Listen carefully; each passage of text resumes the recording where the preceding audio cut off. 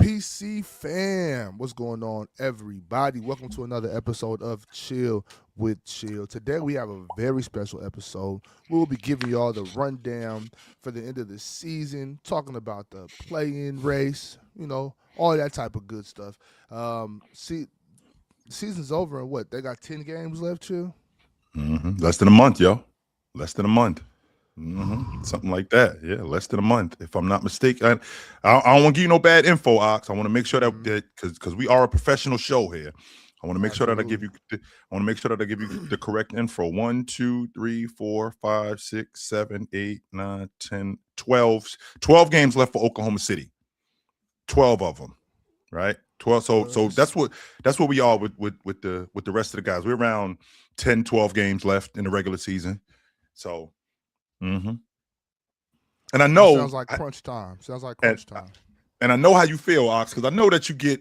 I know that you get a little melancholy because you're excited because the playoffs is coming, but it also mean that the end of the season's coming too. So that's the downside to it. So I mean, it's kind of hot and cold, so to speak. But we're rolling with it. Yeah, we are rolling with it. So to your point, Ox, yes, we're definitely getting close to crunch time. Absolutely. Man, I hate it. I absolutely hate it. The season over, but it's all good because I mean we know April and May is just super exciting. Like I mean, March is an exciting time of the year because we got the we got March Madness obviously, but then just times like this where we're in the race to see what seed is everybody gonna get. You know what I mean? Like sure. That's the very exciting part of this season though. Well, if you look at it right now, Ox, with the play-in tournament, it looks like Phoenix is stuck in that 7th spot. But to your point, yeah, man, we got a real good race going on in the Western Conference, in the Eastern Conference. If you're talking about the standings, I mean, the Celtics are a game and a half up on the Knicks. The Cavs look like they're going to be in that 4th spot.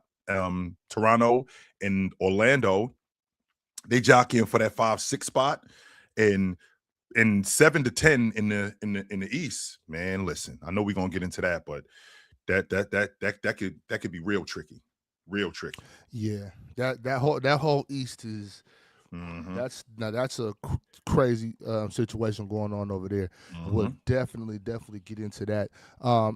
So I want to kick the show off real quick, talking about this MVP ladder that Dunk Central just dropped. As y'all know, they drop one like every week. You know what I mean? So this is the updated one that we got right now, and we got it goes like this from 1 down. We got SGA, Luka Doncic, Victor Wembanyama, Nikola Jokic. When's the last time Nikola Jokic has been 4th in the MVP ladder in the past like 4 or 5 seasons? To be honest with you, he hasn't been in the last 4 or 5 seasons since. Right. I wanted. Let's see. We're in 26. So 21, he won the league MVP. So he was number 1. He was at the top of the ladder. 22, he won it again. He was at the top of the ladder. 23, Joel Embiid won it. I think he was 2nd that year. 24, which was last year. He was 24, which was the year that he won it again. I'm sorry. No, he won it. He won it in 24. Oh, yeah, he won last year. SGA won it. Right, he won it in 24. And then last year, SGA won it. He finished 2nd. So to your point, Ox, in the last 5 years, he's finished 1 or 2. Right. In the last 5 years. And I believe throughout the whole season, when these dunk when the updates come out for the MVP, he's always top 3. Yes. In those times. Well, what do you mean, Ox? Because isn't he top 3 now? Is that what you saying? No, he's 4th. What? Yeah, it's SGA, Luka Doncic, Victor Wembanyama, then Jokic. So he's dropped out of the. Not only has he dropped out of the top 2, he's not even top 3 right now. Is what you're telling me? No, he's not. Wow. But you know what that means? He should have dropped out of the top 3 like a month and a half ago, maybe 2 months ago.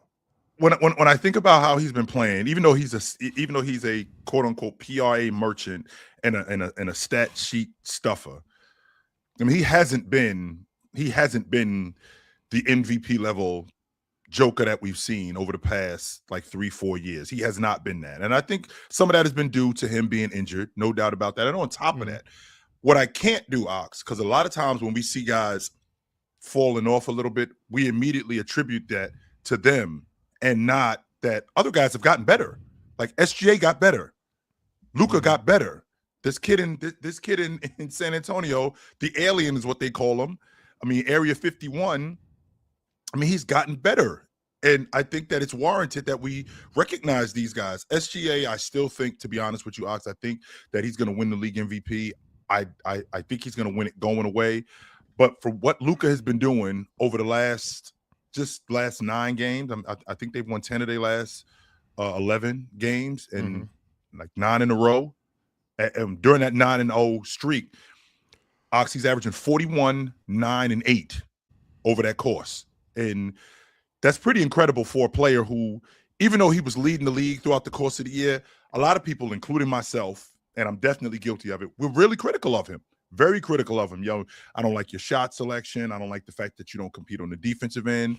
I think that you could do a better job in taking care of the basketball. When in reality, he was and still is an awesome basketball player. There aren't, and I said this to you yesterday, there aren't 2 better scorers. I came into the game this season saying that I thought Luka was the best scorer in the game. And SGA, I felt like he had surpassed him. I don't think he clears him, but I do think that SGA passed him. But I still think that we can have a conversation about Luka and SGA as bucket getters. I'm only going with Joker in terms of distributors. I don't think that there's a better passer in the game. So we got arguably the best scorer in the game and arguably the best passer in the game. And we were really critical of him throughout the course of the season, which, to be honest with you, Ox, I don't think that there's, bless you, I don't think that there's anybody that's above criticism. And I think a lot of the stuff that we talked about with Luka was warranted. When you are that good, you have to accept the fact that, you know, people expect you to play at a certain level consistently. And there was a time when, you know, Luka wasn't good. There was a time when he still was getting buckets and he was at the top of the league in scoring, but you know, it really wasn't leading to much like it is now. So I can agree with you on it wasn't leading to much in terms of W's, like consistent W's. Sure. But I disagree with he wasn't playing well. I do disagree with that. I think Luka has pretty much played very well all season.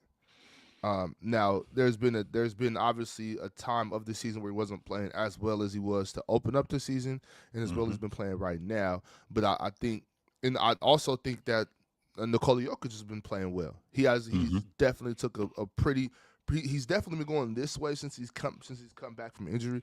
But relative to the NBA, Nikola Jokic has still been playing very well, and I think sometimes we get into these efficiency wars that don't mean as much as we want it to mean. You know, I feel like you know, coming into the season, I had Luka Doncic as the MVP this year. I had him as you did say that. Yes, you did. Who I thought was going to get the MVP. And I think what he's been doing this past couple of weeks has been incredible. If I had to vote, I'm still voting for SGA right now. I am too. And to combat what you were just talking about, Ox, I mean, when you are considered a top 2, top 3, even a top 5 player, right, on the long end, if you're considered a top 5 player, I feel like there's a standard, Ox, and I feel like there's a level that you have to play at consistently in order to stay in that conversation, in order to be there. And there was a stretch during the season where Luka, even though he was leading the league in scoring, he didn't look like Luka. He didn't look like the guy who we talked about as being the best point guard in the league, right? A top 5 player. I want to say around December, where there was a stretch where he wasn't shooting the ball particularly well. The 3 ball was at like less than like a little bit over 30%, which really wasn't him. He usually shoots the 3 ball at around league average or maybe slightly below league average, but he usually shoots the 3 ball around league average. He didn't look as lively as he does now. He wasn't handling the basketball. The offense looked really stagnant. And I don't think that had a lot to do with Luka. I think that had a lot to do with his shot selection. I think that had a lot to do with other guys playing off of him. I think I'm seeing more of who Luka really is, the bucket getter, and the guy recognizing when I'm doubled, when I'm triple teamed, when to get off the basketball, who to get the basketball to. So to combat your point, Ox, I do think that there's a space where Luka was playing great, like right now, but then there was a stretch where it wasn't Luka like, if that makes any sense. I mean, it makes sense. It does. So we're at Nikola Jokic at 4. Mm-hmm. Now, so I'm gonna have to call out some BS this morning. We got some nonsense going on. I'm gonna have to call out some obvious BS, and I think the chat knows where I'm going with this. But we'll get there. At 5, we got Cade Cunningham. At 6, we got Jaylen Brown. At 7, we got the BS. Where does the BS start, Ox? It's Jalen Johnson being at 7 with Donovan Mitchell at 8, Anthony Edwards at 9, and Kawhi Leonard at 10. Leonard at 10. Jalen Johnson at 7 over Leonard. Wow. I mean, I guess you when you I mean he spent the last 12 games picking on the JV teams, so I guess that puts you at 7. You know. Mm-hmm. As a matter of fact, I'm not even calling that no BS. If that's the ladder, that's the ladder. You know what I'm saying? If that's what the MVP race looks like, that's what it looks like. Now remember too, Ox, we have to beat who is in front of us. Like, we're not going to play Oklahoma City and San Antonio and the Celtics and the Knicks every night. Yeah, there's going to be a stretch, where we got Washington, right? There's a stretch where we got New Orleans and the Jazz and the Kings on the schedule. And we do have to beat them. Unlike Denver, who has Memphis on the schedule a couple of nights ago, and they fall to them. Like, no, you can't lose to Memphis. But meanwhile, Atlanta has actually been doing that. I had a conversation with you not too long ago, Ox, and I definitely got jumped on. I thought it was interesting that I had Jalen Johnson on an All-Pro team, and I had him over Kevin Durant. And I thought to myself, how many 20 and 10 guys, 20 plus 10 rebound guys, and almost averaging a triple-double on a team that's a playoff team have not been on the All-Pro team? I couldn't think of one, Ox. I could not find one. And I think that everybody got wrapped up in the idea of Kevin Durant just being a better player than Jalen Johnson, which I do think that Kevin Durant is a better player than Jalen Johnson. I'm not arguing that point at all. And the fact that Jalen Johnson can be a little tricky on defense, he can get lost from time to time. But I feel like offensively, a lot of the stuff that he does gets because of the transition athlete that he is. Like, when I catch him in half court, he can knock down an open shot. In addition to him being able to knock down an open shot, he actually gets in there and rebounds, not just on the defensive end, which you know how I feel about defensive rebounding, but on the offensive end too, especially with that Atlanta team where we need second chance opportunities, where I'm getting guys like Nickeil Alexander-Walker more involved in the game with our second chance opportunities. Also with Okongwu. So I felt like with him offensively, 23, 10, and 8, that's an all-pro season for a team that's in the playoffs. That's definitely an all-pro season for a team that's in the playoffs. And I didn't understand the backlash that I was getting, but it's warranted. This is what we do up here. Well, chill. They're in a 3-way tie for 7th. Mm-hmm. It's them, Miami, and Philadelphia. Mm-hmm. The playoffs are not guaranteed for them. There's an obvious clear route where this team doesn't make the playoffs. Is that realistic, Ox? Like, is it not probable? Is it possible that they could miss the playoffs, considering what's going on in the East? Very, very possible. Very, very possible. There's 7 right now. If they stay 7 or 8 or fall to 9,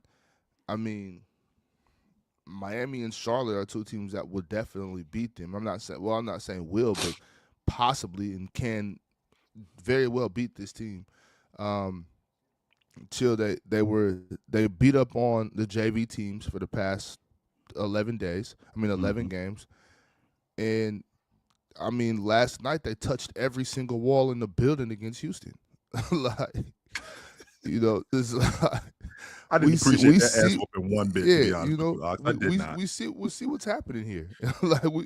we see what's happening here. I just think now, mind you, and we talked about this before, Chill. Every single win matters. I don't care if you're playing against a JV team. If they look to when at the beginning of the season what are we talking about in college football? What we starting in September?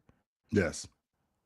Yeah, September. In those first 2 weeks, Alabama's definitely going to play Eastern Carolina.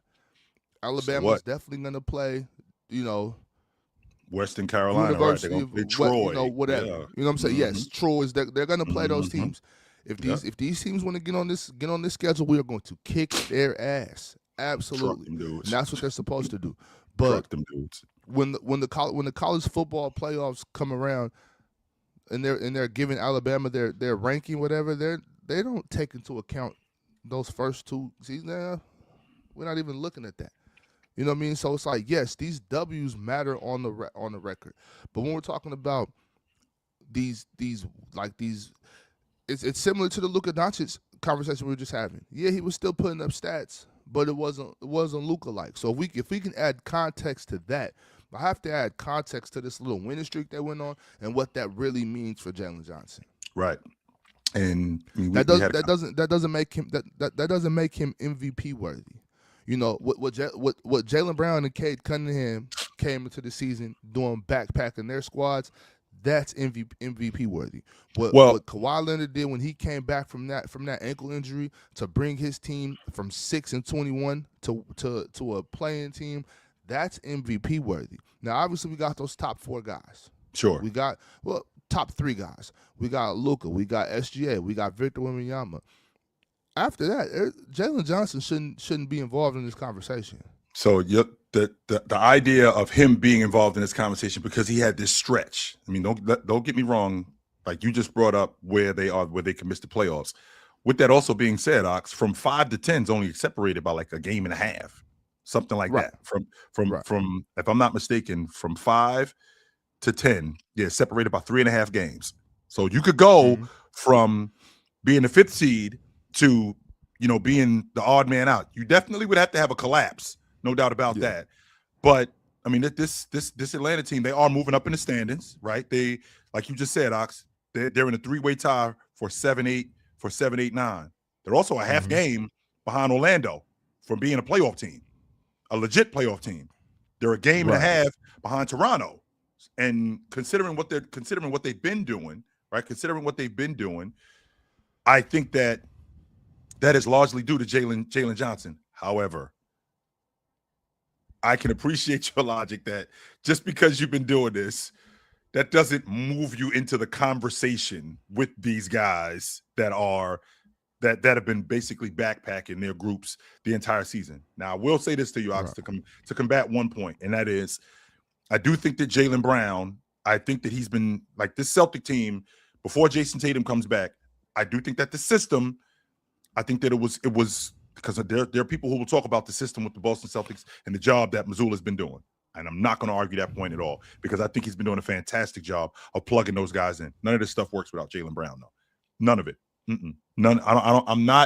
I don't listen to the rhetoric that Jaylen Brown is just a part of the system. I think that the system really helps because there's plenty of guys who played in systems and they were really productive. But this thing doesn't work without him being in the system. Like we can't just take Jaylen Brown out and then put somebody else in throughout the course of this season and it still runs like it does. No, I don't think so. Well, chill. Ever since 23, because in 22, Jaylen Brown was doing his thing, and when they went to those finals, Jaylen Brown played really good in those finals. After 23, people started to figure out a way to discredit Jaylen Brown. And the main thing, it was, his left hand is weak. There was a lot of things that people used to try to discredit Jaylen Brown. This year, when people open their eyes and realize, like, oh shit, Jaylen Brown has this team in the top 3. Like when people they were the second seed, but it's like when people realize, like, wait a second, this isn't this isn't a false alarm. Like, this isn't a drill. You know what I'm saying? When they realized, like, no, Jaylen Brown set the building on fire. No badass kid pulled the fire alarm. There is a fire in the Let's go. building. You got to get Get out. out, evacuate, find an emergency exit. When people realized what was really going on, they had to dig deep. They had to dig deep and figure out, how do I discredit Jaylen Brown? How do I keep this BS narrative up and pretend like Jaylen Brown isn't doing what he's doing? And that's all that's happening, Chill. That's all that's happening. Because there's been plenty of teams that are doing great unexpectedly, and we're not figuring out a way to discredit these guys.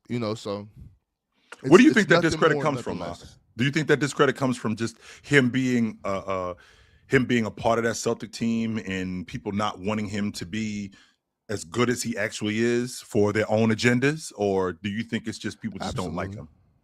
I think. I can't understand not liking Jaylen Brown. I don't know what he's done to make people not Hmm. like him, so I'm not going to go that way. I'm not going to make it like a personal attack on him as a man or as a Hmm. human being. But I believe that it makes people uncomfortable to have to open their eyes and see, like, Jaylen Brown is actually really good. Like, there's a reason. There's a Hmm. reason that the Celtics were comfortable signing him to the contract he signed to right now. Hmm. There's a reason they didn't get off of Jaylen Brown. There's a reason for all of this. I Hmm. think everybody knows, like, everybody that's in the know. The people in the Boston front office, the guys around the NBA. I think all of them know. You know what I mean? And Jaylen I Brown don't is. think I think some people are coming around to it, and I think some people are still in denial. Well, I I was one of mean, those people, Ox. To be honest with you, I was one of those people who I didn't know how good he was. And the example that I gave you,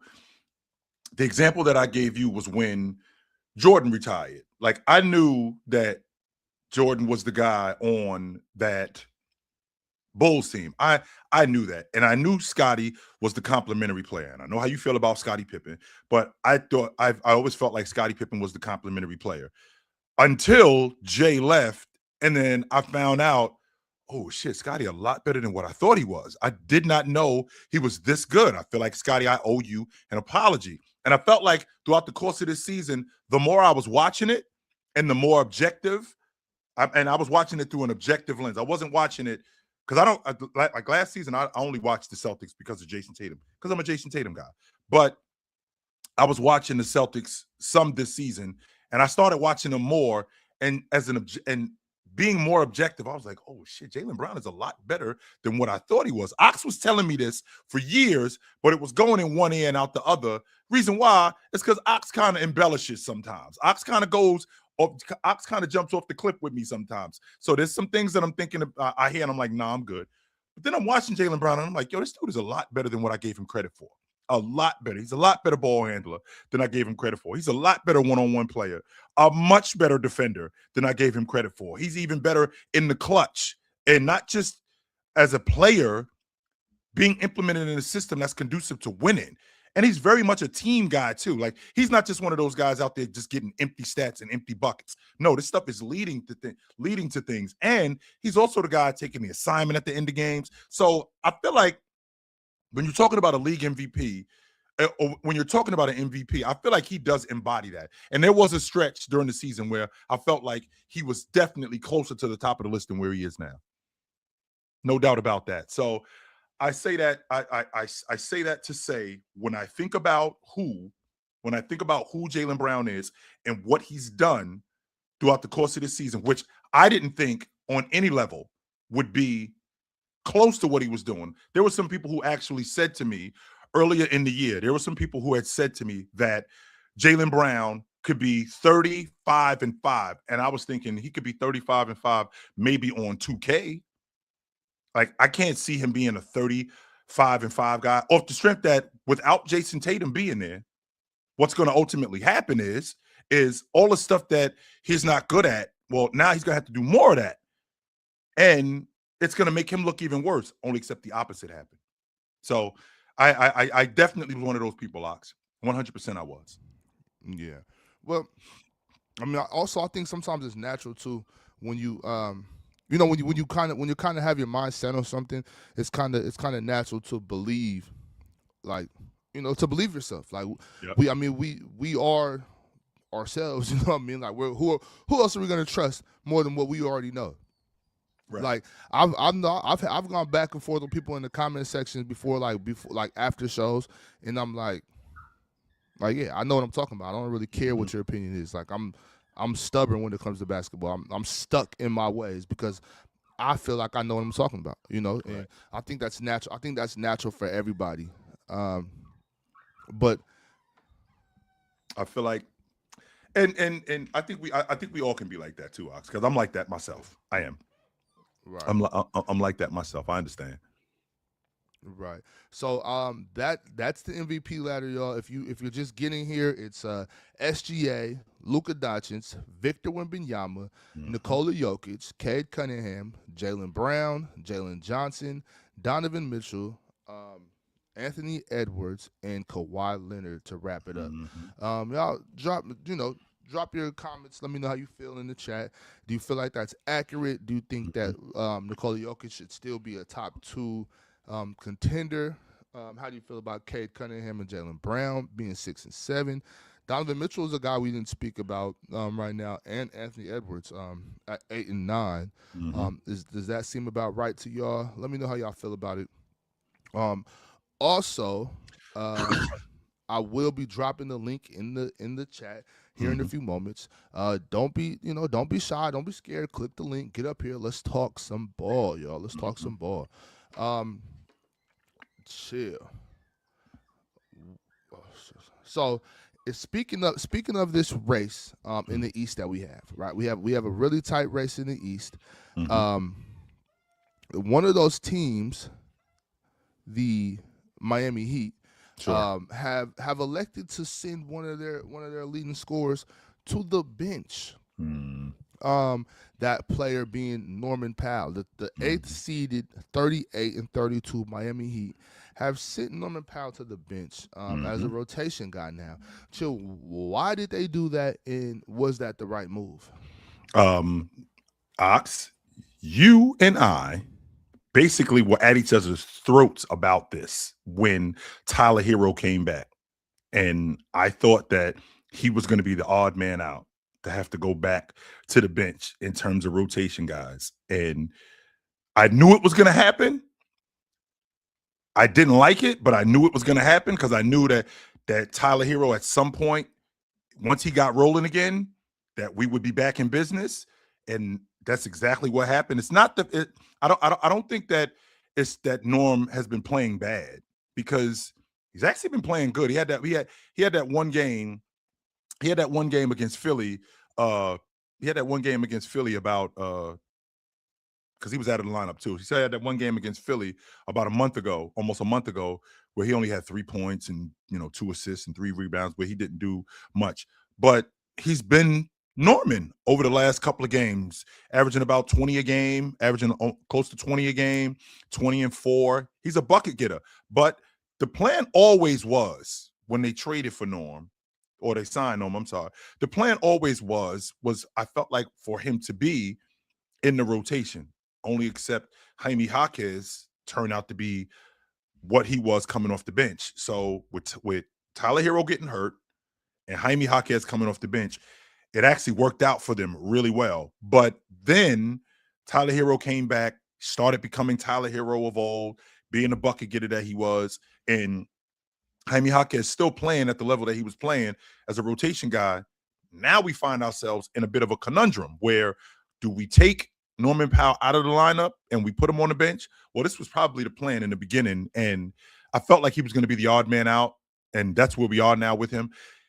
When you starting like he was starting almost the entirety of the season, and then now you get relegated back to the bench, it's an adjustment. And I understand his frustration with it. I do. I understand his frustration with it, because this was one of the few times in his career, and I'm thinking about when he was in Toronto, I'm thinking about when he was in Los Angeles. This is one of the few times, maybe the only time, where he's had an opportunity to just rock and to just ball. And I felt like he was really successful with it. In fact, Docs, if I'm not mistaken, did he not make the All-Star team this year?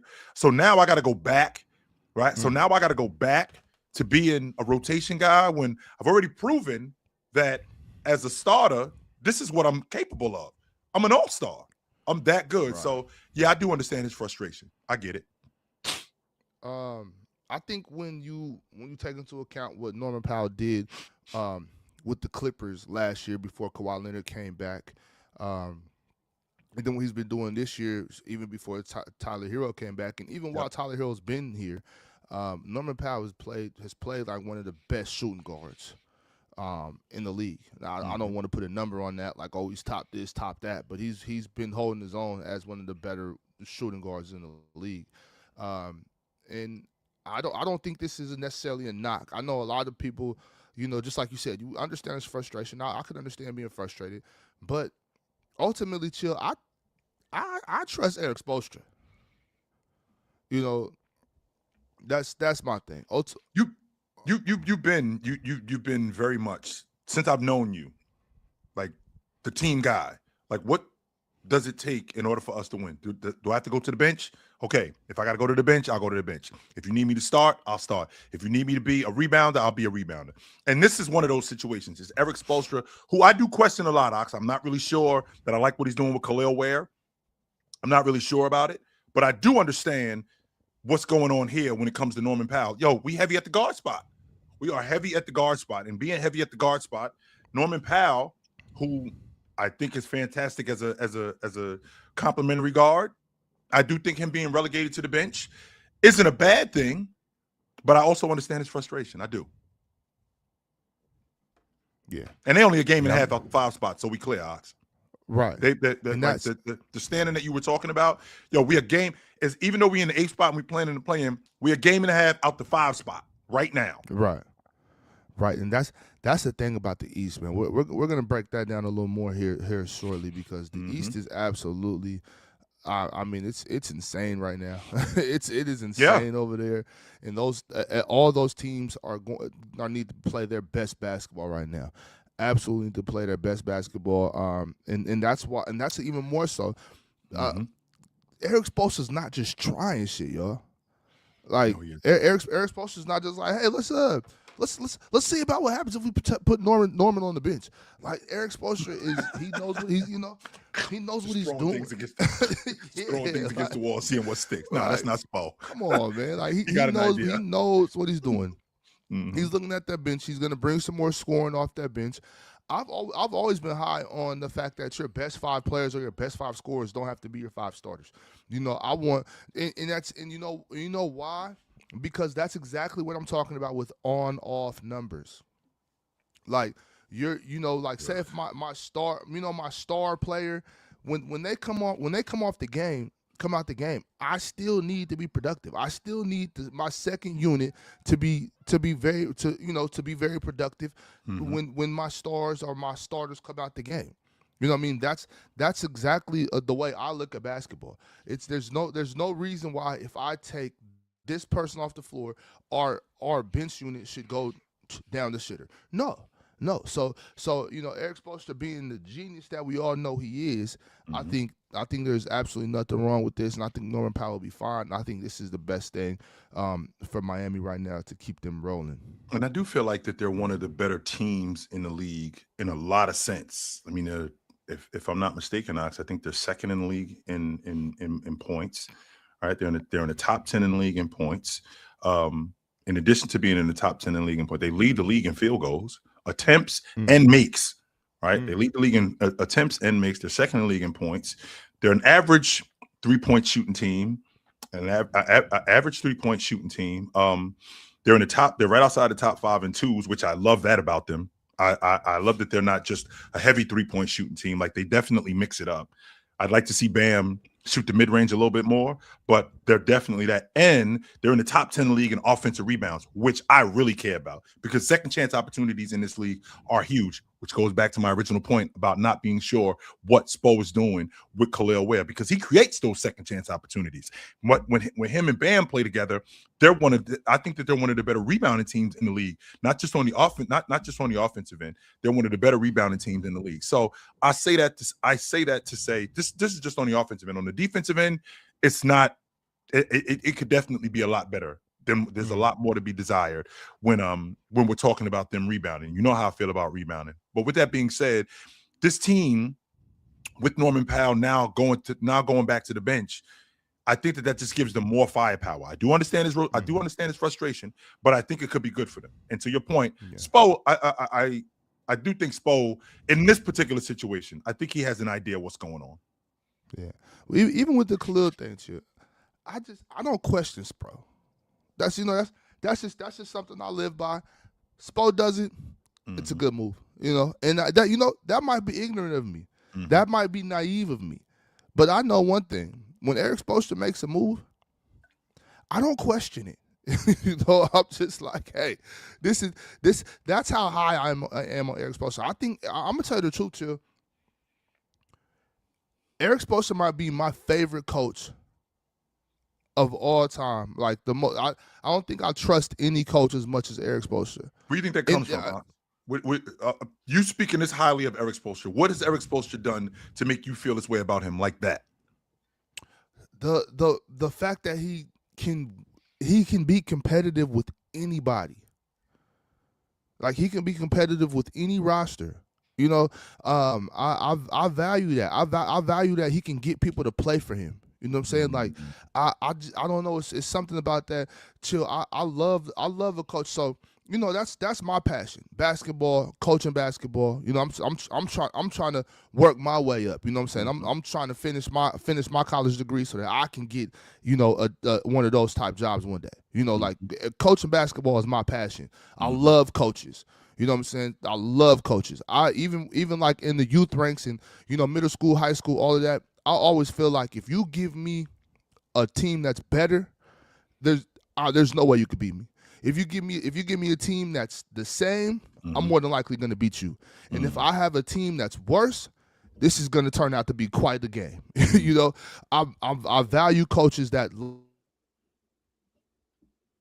Fair enough, man. Coach that really are here to, they value trying to make the best moves. They're playing chess. You know what I'm saying? Yeah, absolutely. Now, you still with me, Ox? You with me? You with me, Ox? Yeah, you with me?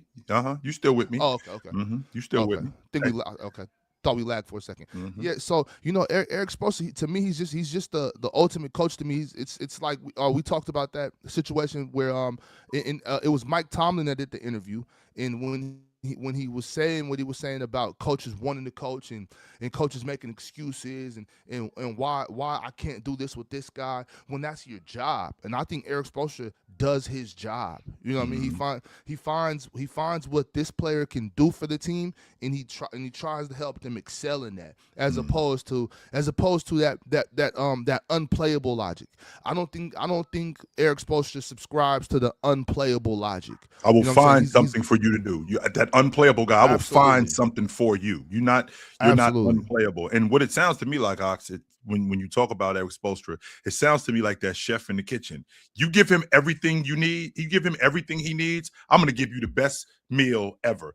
But I'll make it work if you give me a little bit of this and a little bit of that and not enough of this. I'll still make it work.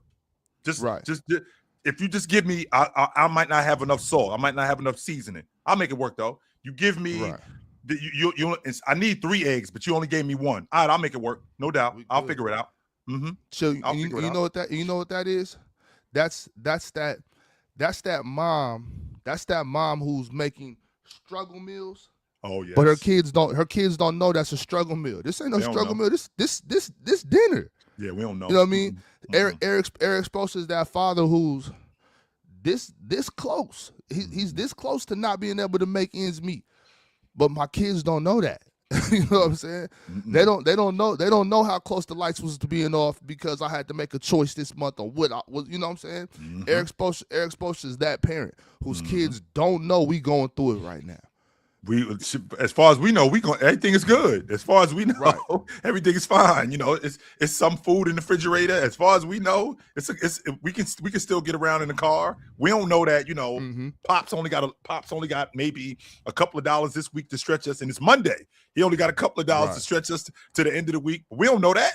That's who I could get with that with Eric Spoelstra. I could definitely get with that. Right. Um, got a couple super chats I'm gonna go through before I start getting to the lobby, y'all. Let's see what y'all got today for your super chats. We're gonna start off with Reginald Deborah. Yesterday's show was one of the funniest shows ever. The LeGoat winning Finals MVP segment was gold. I know he's not on this show, but shout out Caitlin Pinner. Wow, Reginald. Okay. Yeah. Well, hey, I'm happy that you tapped into the panel, Reginald. I hope everybody here taps into the panel Monday through Friday, 11 a.m. Eastern, 8 a.m. Pacific time, man. Y'all check out the panel. That is one of the, obviously this is the best show on YouTube, but other than that, the panel is definitely a close second. Y'all make sure y'all tap into the panel. Send your super chats. And make sure you're liking the video, just like you need to like this one. Make sure you click that like button. If you're watching and you're not subscribed, man, what are you doing? Subscribe to the channel. Continue to support the Players Choice Network, man. We appreciate it. Absolutely.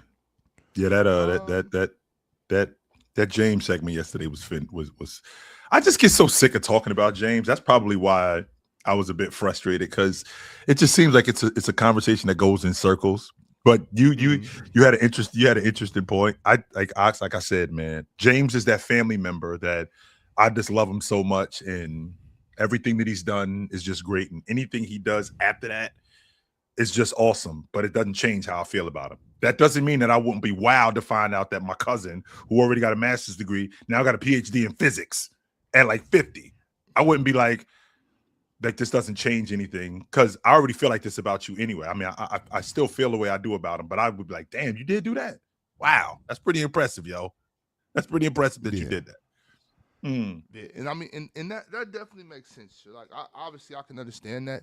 It's just, for me, like, winning the Finals MVP at 41, winning the championship and being one of the top guys, there's like I have to. That's like the best ice cream sundae in the world, but instead of one cherry on top, now give me like 3 of them. And I'm not talking about the bright red cherries. I'm talking about like the dark ones, those dark ripe cherries, ones, the real ripe ones. Yeah. I love those ones. You know what I'm saying? Like, that would, to me, that would just be insane. And the thing about it, the reason why I got so passionate about it yesterday was because I really could see that happening. Like, somewhere in my mind, I can see an avenue for this to happen. I believe the Lakers could absolutely get it done, and obviously if it happened, I think LeBron James would have to play incredible basketball. I'm talking about. I would be blown away if they did that shit, Alex. For real, I would be. Blow my mind, no doubt. Man. And then we got another super chat from Athletic Mind 8502. Have y'all ever listened to Rob Parker speak hoops? It's a hard watch. Super contrarian. He's vintage old media in 2026. Don't watch the games, but got everything to say. My biggest issue with being an old head, Ox, is that I get lumped in with all the old heads. They think I think how old heads think, and Rob Parker is one of those guys where they think that I think like that, and I don't think like that. That's the downside to being one of the older people that's on like that. That's on the internet. Yo, you old school. You haven't old school. You haven't adapted to what's going on today. You still living in the past. When in reality, I am I'm much more modern than you think I am. I don't think like that. I talk X and O's, and I recognize that the game has changed, and I recognize that the big man is just basically been updated. I recognize that the point guard isn't the point guard from 1990, even though I still love John Stockton, and I know that the traditional point guard is gone. But I also recognize that it's still basketball, and there's things in basketball that just don't go away. That doesn't mean that I'm still stuck in the past. That doesn't mean that at all. And it also makes me look like I think like all the rest of these old heads think, and that's just not true at all. Yeah, I hate the narrative of, oh, he doesn't watch ball. Like, he doesn't watch the games, but he has so much to say. Like, why? Just because he has another point of view doesn't mean that he's not watching basketball. Now, mind you, I don't listen to Rob Parker. I don't listen to many He used to people. be on Fox with Skip Bayless and Shannon. That's the I haven't listened to any of his stuff since then, but he used to be on with Skip and Shannon. He used to be on their show. Right. But my other issue with that is, he's if he's old school and he believes in what he believes in and the way he was raised and the way he grew up watching the game, I don't think there's a problem with that. It doesn't have to be your way of thinking, but then again, because I find myself being somewhere in the middle, just being in my 30s. I think if it lands me right there in the middle, especially in the YouTube space where there's a lot of youngsters here, and there's still a lot of older guys around too. It's just like, okay, I'm somewhere in that middle where it's like I still value a lot of the old school things, but I also have to come to terms with a lot of what the way these guys talk basketball. But I lean much more to the older generation of the way of talking basketball, to where I still value certain things, and so I'm saying that to say there's a lot of guys that don't want to hear the way these youngsters talk ball either. So right. I think everybody is necessary in this space. I think it's necessary to hear from those dinosaur guys like Rob Parker, and also it's also good for us to hear from the youngsters now too. It gives us all a new perspective, and it allows us to see from different ways. So my grandmother told me if we agree on everything, one of us shouldn't be here. So, yeah. And listen, I think this dude, listen, I am goated. He said a 17th ranked defense has never won the NBA chip ever. The Lakers in 2001 going into the playoffs, I think they were 14th in the league in defense going into the playoffs. Yeah, they were around average, and then they ended up turning it up come playoff time. I mean, you could go fact check that. I think that they were 14th going into in terms of I'm not a huge defensive rating guy. I look a lot at what about how many points you're giving up a game. And I know it can get tricky because you're talking about blowouts and things like that, but I pay attention to how many points you're giving up per game. And I think the Lakers, in terms of defense, I think they were right around average going into the playoffs, and then come playoff time, they ended up turning it up. I want to read this from what Pirate just said. Pirate said, "Chill, don't appease these kids. You're not an old head. You're an elder, which used to be respected. You were there, and you have the internet. You have both. They have one." Those two things are not the same thing. Fact. Chill, and that's real. That's something I have really realized, and I think it kind of started honestly with people around my age, where it was kind of like, oh man, these dudes don't know what they're talking about. Like I remember there was a time when somebody that was there before you used to listen to what they had to say because they know more than I know about what they're talking about. But now these kids, they have been gifted the internet, and it's both a gift and a curse, because now that they have the internet, they think they know everything about everything. When it's like, it's I don't care what anybody says. There is a big difference from being around, because then we got these youngsters that try to tell us, oh, nobody said this, nobody said that, nobody thought this, nobody thought that. And you were like, what? You weren't there. I know what we were talking about at the lunch table. I know how highly respected Tracy McGrady was when Tracy McGrady was doing Tracy McGrady things. And now y'all, and you know what else, Chill? Mm-hmm. We didn't give a damn that he didn't get out the first round. All they cared about was him being a baller. He's super nice. But in the Allen Iverson disrespect. Oh well, I went back and watched that 0-1 series. We're hyping him because he got one game on the Lakers. Well, you should have been there. You know what I mean? You weren't there. You missed. You wasn't there. Okay. Mm-hmm. Don't tell me what was going on. Yeah. I do think, to be honest with you, Ox, that holds a lot of weight. I was around when he had hair and they called him Air Jordan. I was around when that dude was playing, right? My uncle was around when Oscar Robertson was playing. He was schooling me I to be honest with you, Ox, I never thought I would hear the end of Walt Frazier. It was Walt Frazier this, Walt Frazier that, Walt Frazier this, Walt Frazier that. Michael Ray Richardson this, and Oscar Robinson that. I thought I would never hear the end of that shit. Jabbar this, and Doc and Julius Erving that. I say that to say, when I was around, like, you guys watch games and you guys hear a small tidbit from this broadcast from 1988, as opposed to what we were actually saying to each other during that time. Like what we were talking about during that time. How were we dealing with each other and talking to each other about Michael Jordan in 1988? How was we talking about Bird in 1986? The way we was talking about Bird was, and I hate this, to be honest with you, he was the white boy, but he was nice as hell. That's who he was. He was the white boy up in Boston. He nice as hell. He could actually come to the hood and get a run. If he came here, if he came to the hood, he would somebody would have to come off for him to get on.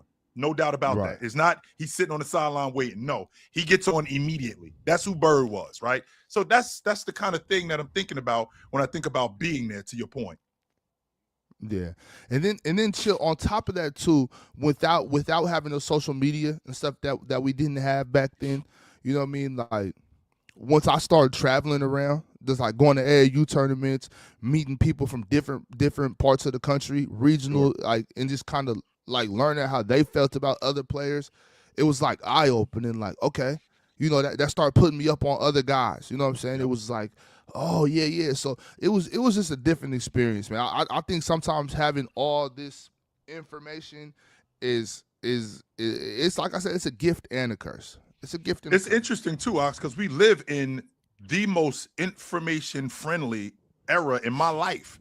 Like, accessing information today, there hasn't been a time where you could do it more than today. Like, I wish that we had, the amount of information that we have today. I wish I had access to this information in 1990. How much more educated I would be if I had this information in 1992. I think a lot of you guys, to be honest with you, are wasting it. I don't think you really taking advantage of it, if I'm being honest with you. Well, on top of that too, though, Chill, we got to remember, and this is what they were teaching us, back in back when the internet was really, really blowing up. I remember my computer teachers and stuff used to always tell us, like, yeah, you can go get this information, but you got to remember, it's people putting this information on the internet as well. So you can't trust everything that you see on Google. You can't trust everything you see on the internet.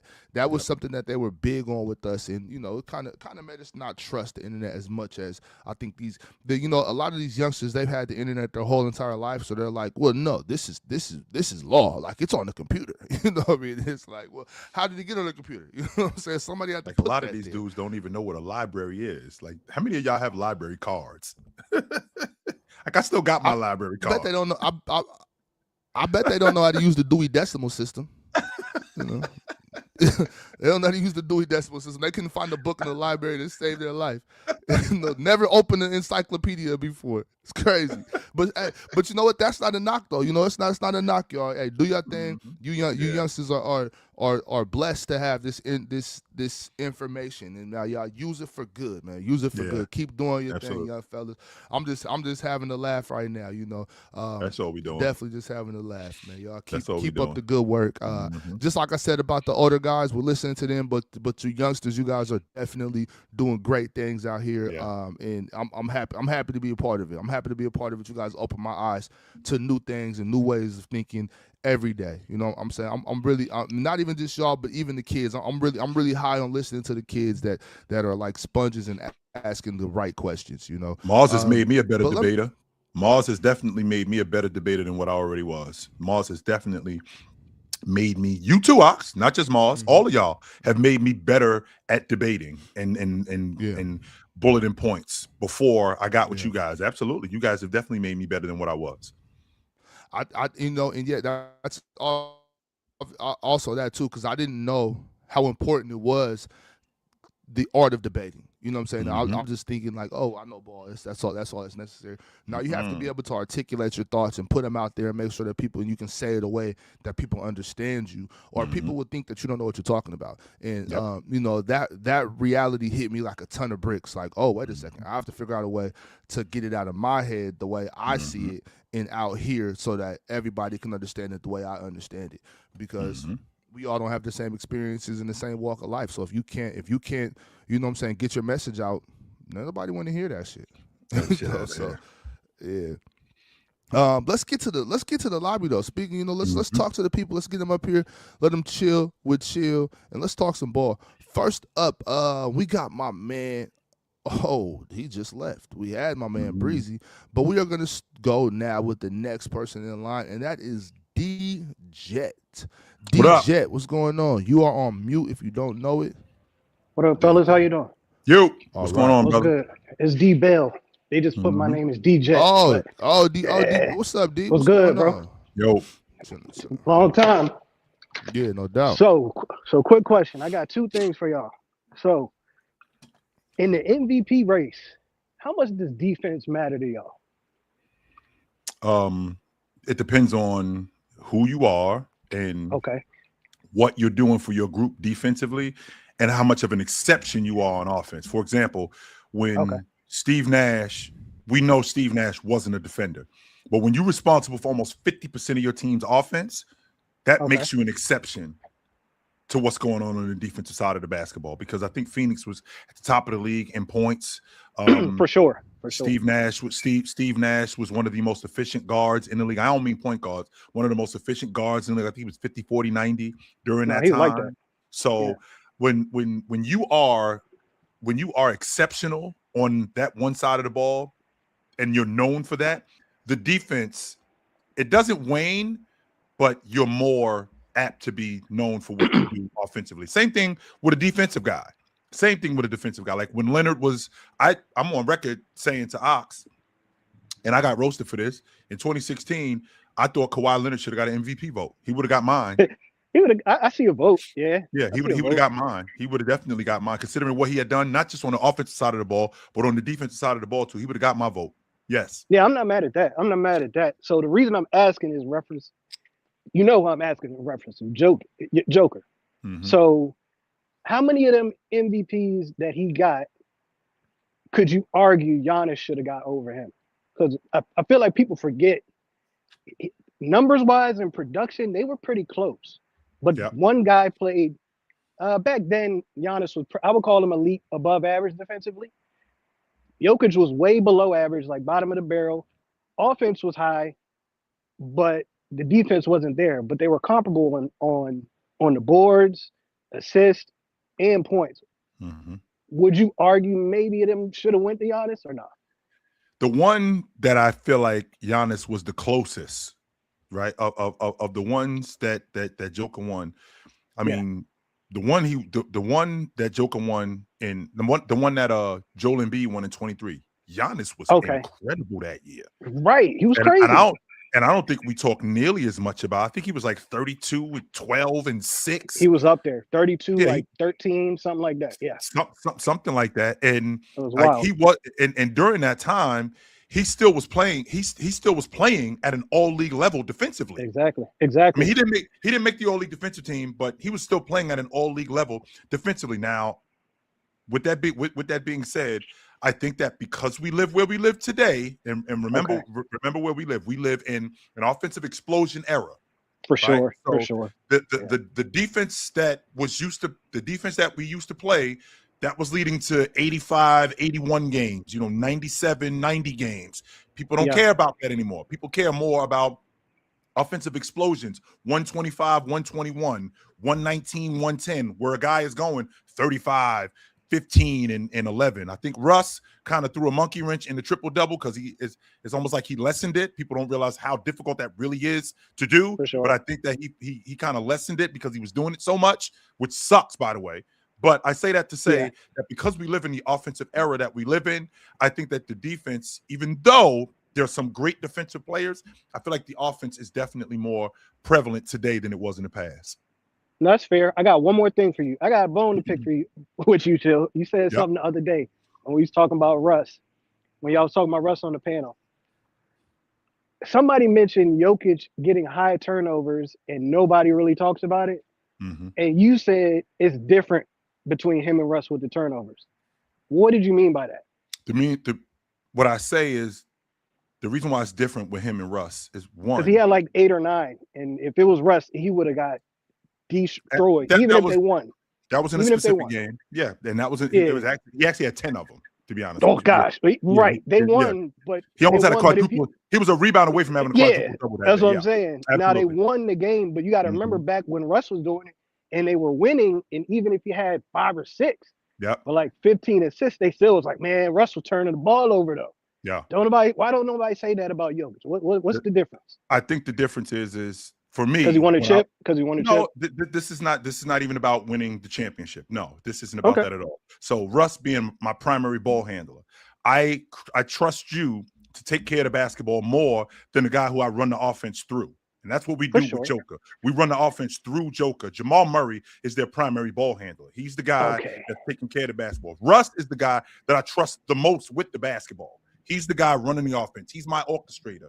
So if I got somebody standing in front of the band and playing, like, who do I trust? Do I trust the heart of the band, which is the guys on the drums, or do I trust the maestro?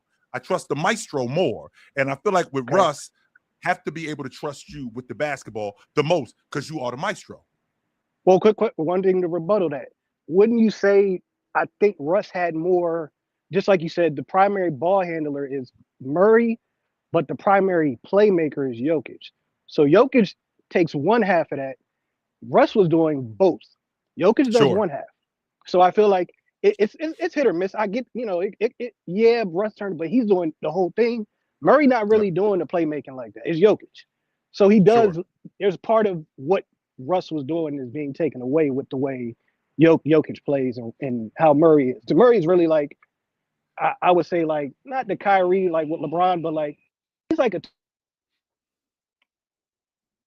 Did we lose him? I think we lost him. Damn. Yeah.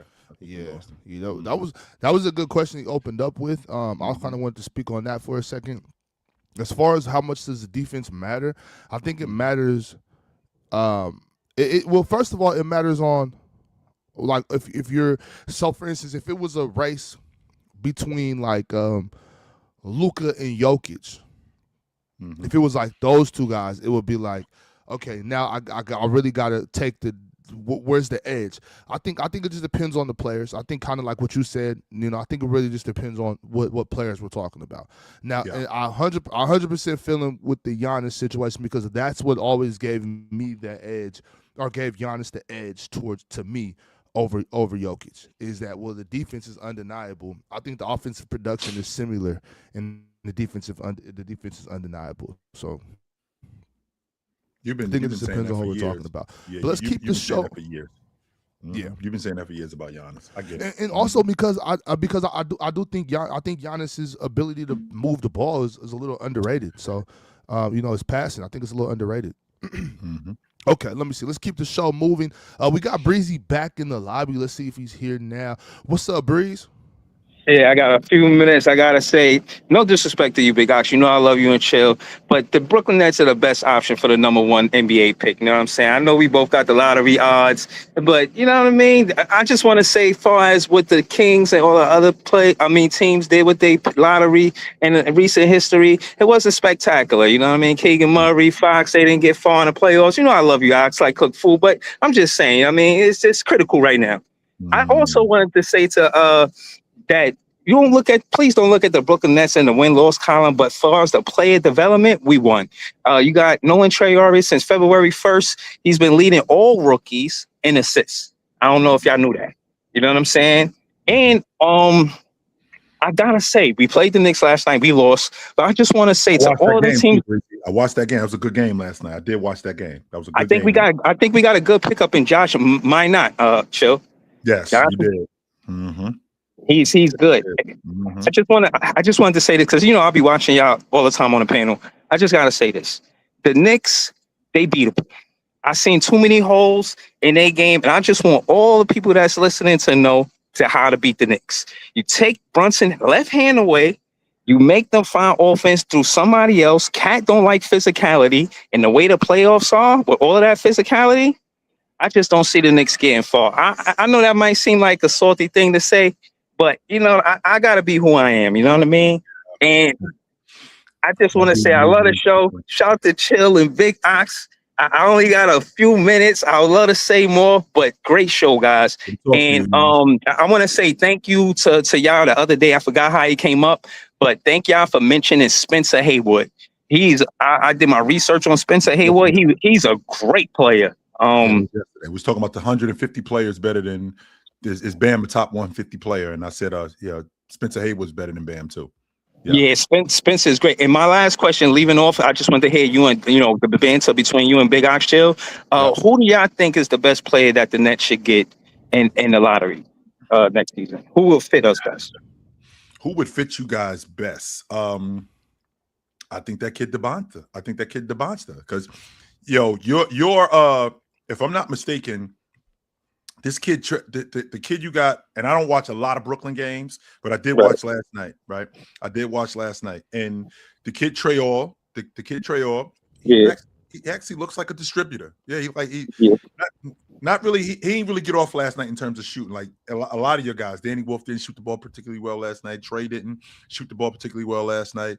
Zaire did, right? Powell didn't shoot the ball particularly well last night. Josh did, but I mean, I think that if you could get another playmaker like AJ DeBonster, I mean, I just think that enhances everything that you guys are doing. There's some dudes on Brooklyn that I didn't even know was on there. I didn't even know they had Josh Minott. I didn't even know they had him. I didn't even know they had Agbaji. I didn't know they had him. Yeah, I didn't even know they had him. I think teams like the Nets, teams like the Kings, I think teams like that, I think we need to start looking for some a foundation. I don't think we need to be swinging for the fences looking for superstars. I think we need foundation. So Cam Boozer.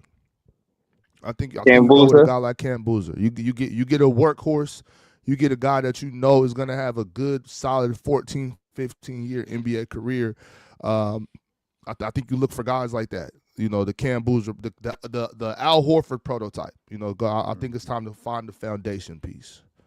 Thank you, guys. I appreciate y'all. You good with that? All right, Joe. Good to talk to you. All right, later, y'all. That Josh Minott, unfortunately, Ox, he was the odd man out because Jordan Walsh and the Spanish kid up in Boston, they started playing really well. So he ended up becoming the odd man out in terms of rotation minutes. That's why that ended up getting tricky with him.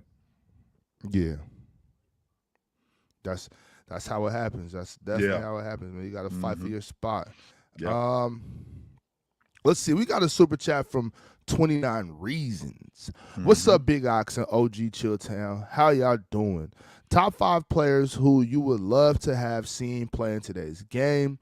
What moment made you think LeBron is the best ever? OG Chilltown. Chill, give me a couple players that you think you would love to see play today.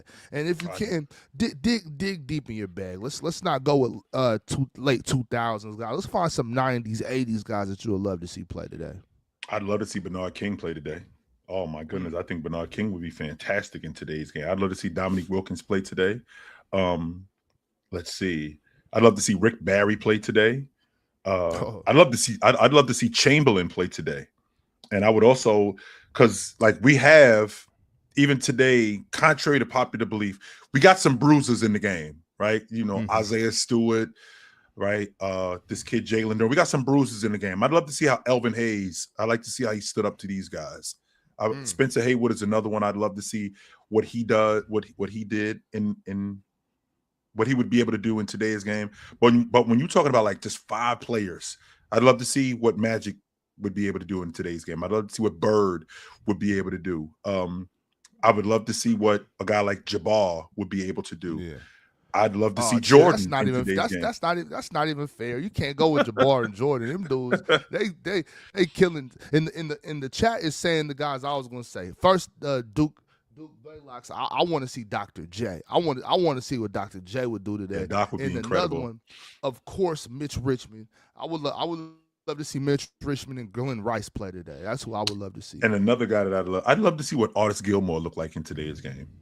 Like a big who was super efficient around the rim, had a money hook shot, was a glass cleaner. I'd love to see what Artis Gilmore looked like in today's game. Yeah. Just to name a few. And to answer your really quickly, Ox, and to answer your question, in 2019, when on Christmas was when the Lakers were playing against Golden State. This is the same Laker team that the year before, a year ago, they were in a 10 spot. James had them 2.5 games out to 1 spot, and the West was a nightmare at that time. James had them 2.5 games out to 1 spot, and I vividly remember saying to my lady, I was like, I think he better than Jordan. I said it right there. Her eyes got this big.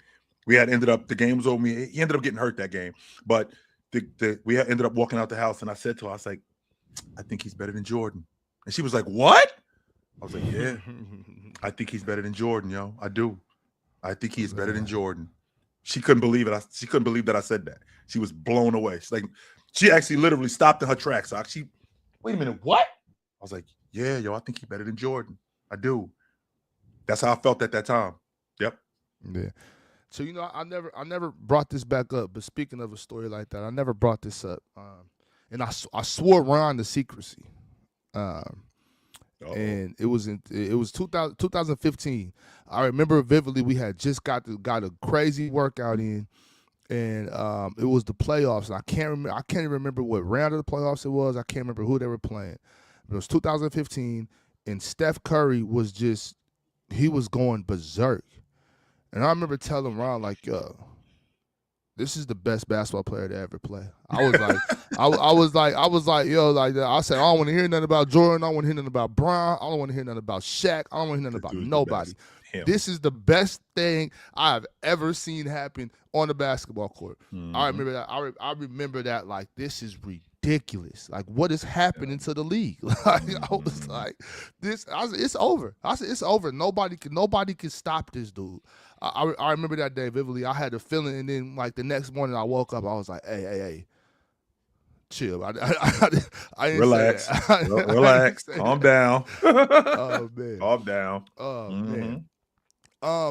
Before we get back to the chat, y'all, time is running short, and I need us to talk about this seeding situation that we have going on in the NBA, y'all. Give me a couple seconds and we will get back to y'all. But right now, I need to discuss. First things first, chill. Let's start out west, because this one's going to be quick. This is going to be easy. We have a pretty tight race. I think the Lakers and San Antonio, I think they're safe at the 3-2. I think OKC keep the 1 seed. But 4, 5, 6, we got the Houston Rockets, the Denver Nuggets, and the Minnesota Timberwolves right there, all 12.5 games behind. Houston, Denver, and Minnesota. How do you see that playing out? Do you think it could stay this way, or do you think Denver kind of, turns it back on and gets back to that 4th spot? What do you think will happen in the West? Mind you, we have a three-team tie, 4, 5, 6, Houston, Denver, Minnesota. Yeah. What do you see there? To be honest with you, Ox, I mean, I watched that Denver Toronto game last night. I really liked what I saw from Denver. I thought they really took advantage of Scotty Barnes covering Jamal Murray. I think Jamal Murray took advantage of putting him a lot in that 2-man action. I felt like he was in a groove last night, and I think that could carry over to the next couple of games. I don't like what's going on in Houston right now, Ox. Even though they blew Atlanta out last night, I feel like there's some dissension amongst that group. I do. I feel like there's some harmony. There's some disharmony going on with that group. I think Denver could overtake them for that 4 spot. They only a game and a half behind the Lakers, right? With them being only a game and a half behind the Lakers, with them rolling like they're rolling, that would mean that Luka would have to continue doing what he's doing. I don't think it's ridiculous to think. I'm not going to say 40 for the rest of the season, but I don't think it's ridiculous to think that he could keep playing at the level that at the MVP level. I think it's going to be hard to catch them, but I do think it's doable the way that Denver is the way that they played last night, I think that they can do that. Minnesota, on the other hand, I don't appreciate that loss from Portland last night. That game, yeah, that was ridiculous. That game came down to rebounding at the end, and if they could get rebounds, I think that they could have ended up beating Portland, but they didn't. But I do think that they can catch Houston and get to that 4 spot or get to that 5 spot. I do think that they can catch Houston and get to that 5 spot. What is the significance of catching the Lakers? Do any of these teams want that 3 speed like this? Like, so for instance, these 4 teams. Let's add the Lakers in here. Does the seeding really matter between them? Like because those 4 teams will be playing each other depending on the seeding, right? Yes, like correct. Like, or are any of these teams ducking each other? Like, or are the Lakers trying to stay out of that 4 so that they don't have to see Denver? But then if Denver drops to 6, could the Lakers be like, yo, we need that 4? You know what I'm saying? Like, sure. Is there any situation in these four teams where they're like, oh, I don't want this team, or are all these teams comfortable playing each other? Because that is the mix right there. Like 100%. One way or another in that first round, these teams are going to play each other. Well, Ox, if you look at these 4 teams, which team is the odd man out? I think it's the Rockets. So if you're the Lakers, I think that you want to stay in that 6th spot. If you Minnesota, would you rather see the Lakers in round 1, or would you rather see Houston in round 1? So if you ended up moving to that 5 spot, right? If you ended up moving to that 5 spot and Houston dropped, or you ended up moving to that 4 spot and Houston dropped to the 6 spot, you would end up seeing Denver in the first round. That might be a bit of a problem. But what you want to do, I don't want Houston to drop all the way to 6 if I'm Minnesota or if I'm Denver, because I'd much rather see them in round 1, because I feel like the Lakers are a lot more confident playing against Denver, a lot more confident playing against Houston. I'm not going to say with 100% certainty that they are playing against Minnesota, but I feel like playing against Houston, if you of these 3 teams, the Lakers, Denver, and Minnesota, that's the guy. Those are the I think that's the team that you would rather see in round 1. Right. Okay, that makes sense. Into the play-in. Yep. These 3 teams are separated by 1.5 games. We got Portland in the 8, Clippers in the 9, Golden State in the 10. Now, I can see where this really matters. You want all 3 of these teams, I'm assuming, want to get to that 8th seed so that they can duck OKC. I mean, call it what it is. I think all these teams will rather play San Antonio than they'll rather play OKC in the first round. I mean, sure. I don't think that's a crazy thought process, and I think that makes sense. Yep. How do you see that playing out with these last 10, 12 games? Portland a half a game up on the Clippers. Golden State a game behind the Clippers. Mm-hmm. So I said this to you before the season started, Ox, that I didn't have the Warriors making the playoffs, and I believe about a month ago we had them. I think they were in the 7 spots. No, the 8 spot. They dropped to the 10 spot, and the only reason why they are going to stay in the 10 spot because we don't have enough time. Because I think the Pelicans could catch them the way that they've been playing. With that being said, if I'm the Trailblazers, if I'm the Clippers, I absolutely want the Warriors. It's no way the Pelicans can catch them. They're 8 not now. games No. behind. Yeah, not now. Oh, okay. If we have to, I feel like if we have some more, that's why I said if we have some more games left, I feel like they could possibly catch them. But with that being said, if I'm the Clippers, I absolutely want the Warriors in that play-in tournament because I think we can beat them. And if we get the Warriors, so now we would have to play. Now we would have to play the Trailblazers. Now we'd have to play the Trailblazers Phoenix winner, which, by the way, we are coming to Portland. That's why that game on April 10th is going to be huge because that's going to be for playoff seeding. That 100% is going to be for playoff seeding. So I say that. So imagine that game is like the tie is tied up for that 8 seed. Imagine that game right there is going to determine who has the 8 and 9. That would be 100% happen. That would be huge. 100%. Hey man, y'all, real quick, chill, real quick, because I'm thinking on that. Let's make sure. Where we at? Oh, boom, got it. Yes. Buy your tickets right now. Go to the link in the description and make sure you grab your tickets because this game could very well make or break the season for both of these basketball teams. This game is going to have the utmost significance make sure you get to this game in Portland and check out the panel live at the Motor Center. We will be streaming the panel live before the game. We'll do the whole meet and greet, and then we'll sit down and watch the game that will make and break the season for both of these basketball teams. Yes, Don't sir. be late. Don't miss it. Buy your tickets now before they sell out.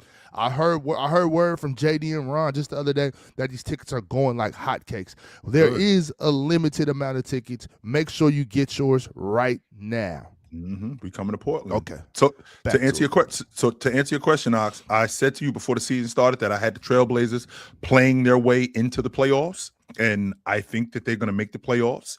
So with them playing Phoenix in a one-game elimination, I mean, as you know, anything could happen. Phoenix has had a really difficult time closing games this year.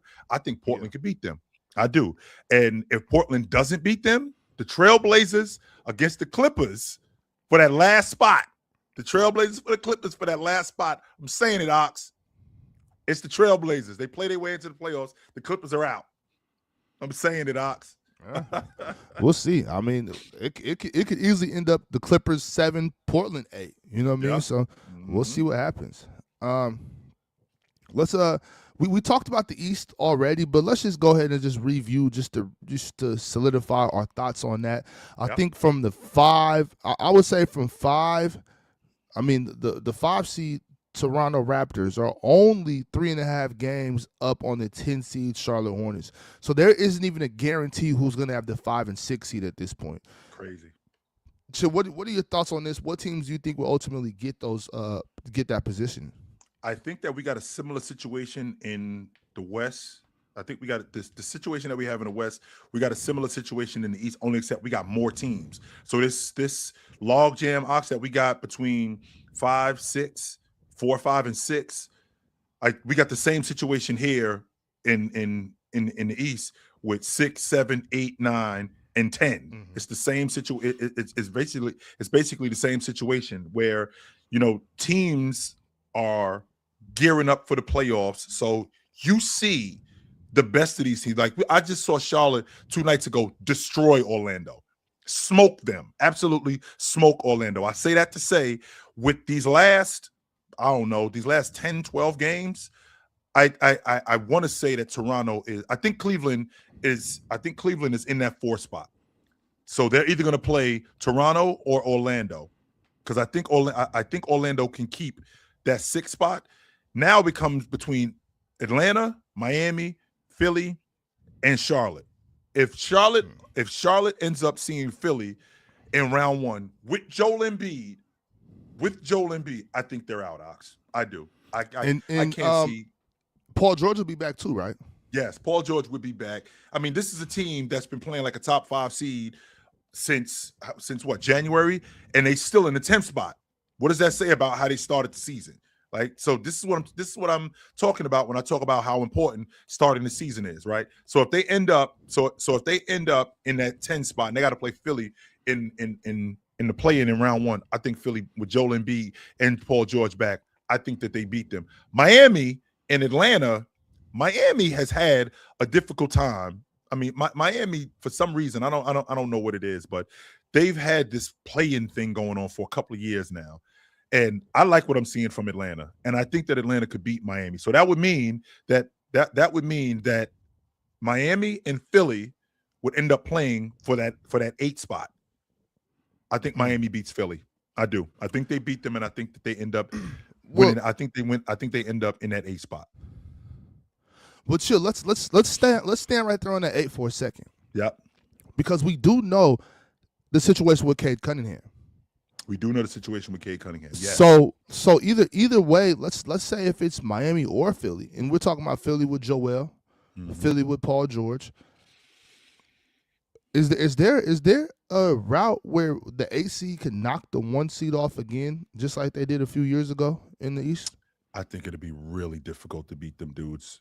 But, however, I do think that there's a chance, Ox, because if we're going to get Cade Cunningham back come playoff time, he's not going to be the same as he was before he went out of the lineup.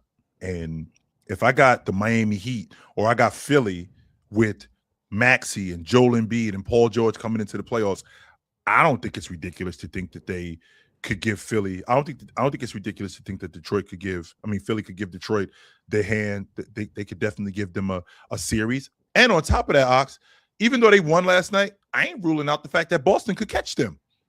I'm not ruling that out. I'm not ruling out the fact that, but the Boston is 4 games out, right? Boston is 4 games out right now, and we've already played 70 games. So we got 12. Boston has 12 games left.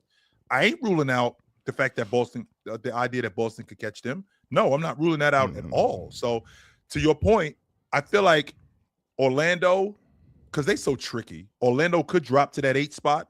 And if they end up dropping to that 8 spot, I do think that they could beat they own Miami. I don't know what it is about Miami. They take Miami out of their transition offense. They take Miami out of their transition offense and they rebound better than Miami. They own Miami. So if in a 1-game playoff, I think that they beat Miami. So I think that they're a playoff team. And that I don't think that I'll even ask that question. So I think Orlando's in regardless. I'm worried about Detroit too. I am too. I am too. Yes, I am. 100% I am.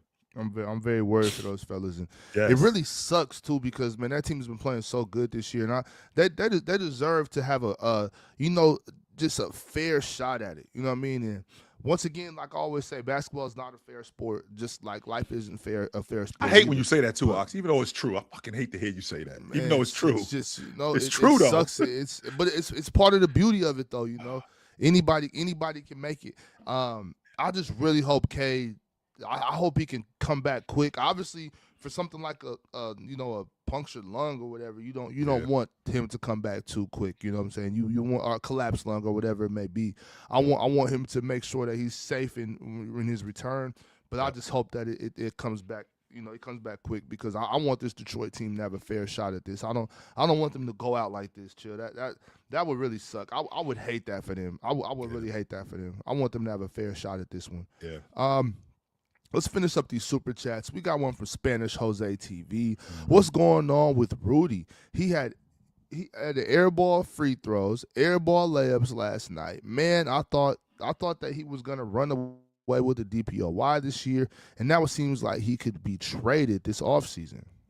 Well, I mean, he did lead them. I think he led them. Well, he was second in scoring. He went almost 20 and 15 last night, and that's not the first time he's airballed a free throw, but he did make 4 of his 6 free throws. Even though he did airball 1, he did make 4 of his 6 free throws. That's almost 80% of his free throws that he made last night. That's number 1. Number 2, like he really kicked Klingen's ass last night. Yes, he did. Like the airball and the layup. Yes, it's kind of the gift and the curse with Rudy. You're gonna have some lows. You're gonna have some things that aren't good. However, with that being said, you're also gonna have some good things. I mean, Rudy manned the paint last night.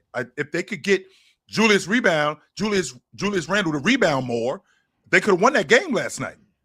And if they can get Julius to come off some screens and actually fight around some screens, because Jeremy Grant basically, when Klingen hits him, Julius saw the screen coming. He ends up just running right into the screen, didn't even make an effort to get around it. And Jeremy Grant knocks down the long ball to give them the go-ahead lead. Game's over. And on top of that, the out-of-bounds play at the end of the game was putrid. So I thought Rudy played good last night. I do. I thought Rudy played good last night. If he were to get traded, it would be dumb. But if he were to get traded, I think that they would get a lot for him. And the idea of him running away with Defensive Player of the Year, there's no way you thought that when Victor Wembanyama was coming back healthy. There's no way you thought that he was running away with it. No way. Man, so I hate having to go against the Blazers right now. You know, I love those guys over there, especially Drew Holiday and Jeremy Grant. You know, Drew Holiday and Jeremy Grant, those are my guys. But speaking of trading Rudy, remember this offseason I was saying to you,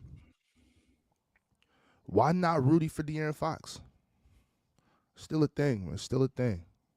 And we go with the young French kid. We develop him. Is that what we're doing? Because like Rudy's he's the meat and potatoes of our defense. Wow. Yeah, I understand. I understand what he means to that defense, but I think they'll be okay without him. I think if they let Rudy go, they'll be okay without him. I want Rudy down there playing defense with Victor Wembanyama. I think Stephon Castle and Dylan Harper. I think they're good enough. They got it. And hey, and Fox, they would be the best defensive team in the league, and it wouldn't be even a question. They'd be the best defensive team in the league, and it would not even be a question. Yeah, they shut the paint down. There's nothing going on in the paint. I want to see Foxy and Ant get down together. That'd be love. I don't hate love that backcourt. I don't hate it. Yeah. I don't hate it at all. I take no Kobe slander. Lakers are doing their thing. Luka madness is here, but would a ring benefit more for Luka or LeBron? I know we talked. That was yesterday. Yeah, that was yesterday. Yeah. We talked about that yesterday. Yeah, we talked about that yesterday. Mm-hmm. I think it's Luka more than it is James. Mm-hmm. I take no Kobe slander. 24. What does Luka have to do at this point to win MVP? And the addition of Marcus Smart really helping us. Yes, it is. It 100% is helping you. You now have a perimeter defender who there were plenty of people who didn't really think that, Marcus Smart was going to help them on defense because he was hurt. Like just because you're hurt doesn't mean you forget to play defense. So, they definitely needed that. And as far as Luka, there isn't anything else that he has to do. He just got to keep playing. That's it. There's nothing else that he can do he's led the league in scoring a bunch of different times. In addition to leading the league in scoring, he's been 30, he's been 30, 10, and 9. He's done all of that stuff. He's been on a team that's won. There's nothing that he can do except just keep playing. And in addition to him, and on top of that, the best thing that he's done is now he's in Los Angeles. So I feel like the narrative and the propaganda for him helps him even more because he's in Los Angeles. Yeah. It wasn't what it was in Dallas because Dallas wasn't the media market that Los Angeles is. So I think that really helps him. I think he just has to keep playing. That's it. Yeah, absolutely. Well, we appreciate the super chats. I know there's a few of you guys left in the lobby. We are at an hour and a half. I'm sorry we got to get going. I would love to stay after, but I got to get to my niece's soccer game. Appreciate y'all for pulling up today. We will be back on the panel on Monday and tomorrow. You know what time it is. Get here for the press. I know what it is when y'all see us. Me and my big fella, we here every Saturday, 12 o'clock. We will see you guys soon. Until then, put on a suit, drink water, don't drink and drive. Hey, man, call your mother. When's the last time you talked to your mother? Absolutely. Call your mother. I literally just talked to my mother a couple of days ago. Call your mother. And if you're ever in the Portland area and you had too much to drink, hit my big fella. Make sure you get home. He got you covered. So we will see you guys soon. Until then, take it light. But take it. Portland, we coming to your town. Hey, we'll be there soon, yo. Y'all better be in the Portland area come April 10th because that's the place to be, y'all. Make sure y'all get here. But anyways, like I said, we will see y'all on Monday. Make sure you click that link in the description. Buy your tickets because this is going to be a show. This is going to be an event that you do not want to miss. Me and Chill just broke down to y'all how important this game is going to be. You don't want to miss it. On top of that, you get to watch the panel live. What better way to spend your day? What better way to spend your day than to watch Real Talk and Chill be pissed off because Kawhi Leonard is cooking? What else would you want to do with your day? All right, y'all. We'll see y'all soon. Take care of yourself. Love yourself. And like I said, never, ever, ever drink and drive, y'all. We'll get with y'all soon, man. The press box will be here tomorrow. Mañana, wake up early, learn about some football, man. See y'all soon. Peace. Later.